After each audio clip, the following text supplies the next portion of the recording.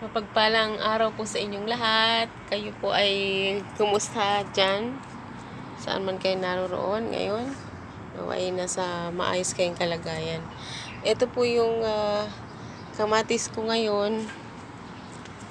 Ayan. Nakapitas na ako ng isa lang dyan. Hinahayaan kong mahinog sa puno yung kamatis. Ayan. Marami na pong bunga, biyaya at dumarami siya. Ayan, mga maliliit pa. Ito po. Ang dami. Maliliit pa sila. Ayan. Dami yan.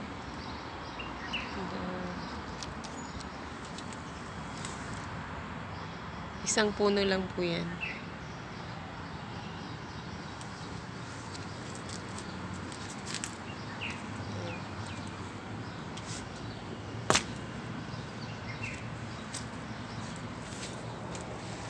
Kumusta po yung mga pananim nyo dyan? Okay ba? Ganito na rin? O mas malago pa? Ayan po. Ang daming maliliit pa. Nung April 7, ganda kong video. Maliit pa yung kamatis. Ayan, ito na. Hinog na. Ngayon po ay June 2, 2020. Ayan po.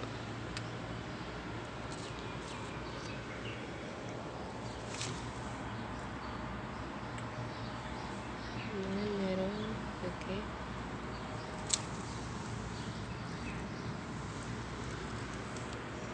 Dinidiligan ko po siya ng hugas bigas. Napansin ko dumami ang bunga. Ayan. Sa sunod na video, siguro medyo malaki na ang mga bunga. Gagawa ulit po ako. Ayan.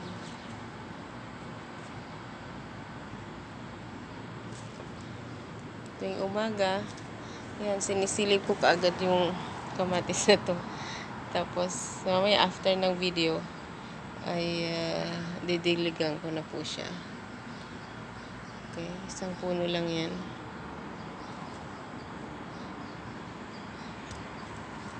April 7, so April, May, June. So 2 months. Tapos ganito siya. May mga maliliit ng bunga. Siguro dahil lately ko lang nalaman na yung bugas-bigas pwede palang i-dilig sa mga halaman. Ngayon trinay ko po. Tingin ko okay naman kasi mas maraming bunga na ngayon ang kamatis ko. Ayan. Tapos, meron po akong surprise. Ano to? Ayan. Ano yan? Ay? Flower po yan ng upo. Tapos, ayan. Ayan po. Marami na siyang flowers. Kaya lang namatay yung flower. Oh. Ayan.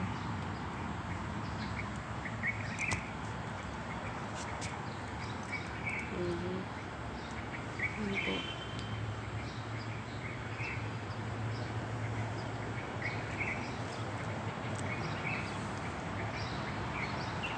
Ganda ng chirping of the bird. Ayan. Naririnig nyo? Ganda, no? Ganda ng uni ng mga ibon. Sarap pakinggan. Kahit nandito tayo sa Saudi Arabia, feeling ko nasa Pilipinas lang. Kasi naririnig ko yung mga ibon. Sige po, hanggang dito na lang po muna ang video ko.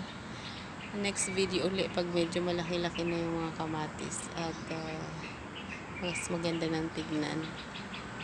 Thank you po sa panonood. Nawa po ay nagtatanim din kayo sa inyong mga bakuran. God bless po.